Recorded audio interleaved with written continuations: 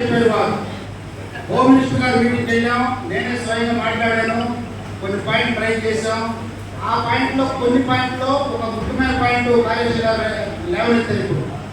మన మాజీ సైనికుల సమస్యల మీద కొంత అన్యాయాలు జరుగుతున్నాయి, అక్రమాలు జరుగుతున్నాయి, మాజీ సైనికుల కుటుంబ సభ్యుల మీద దౌర్జన్యాలు జరుగుతున్నాయి, వీటిని ఖండించాలి, మాకు న్యాయం చేయాలని చెప్పి అడిగినప్పుడు వారు నరేష్ గారు చెప్పినట్టు ప్రతి జిల్లాలో కూడా ఒక సెల్ ఏర్పాటు చేసి ప్రత్యేకమైన సెల్ న్యాయం చేపిస్తారని చెప్పారు.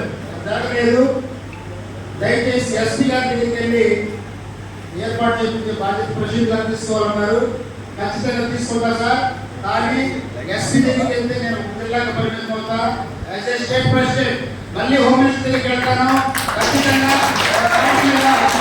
తీసుకునేలాగా రాష్ట్ర మీరు ఆహ్వానం వచ్చి ఈ అమూలు అలాగే ఇప్పుడు మంత్రాలయం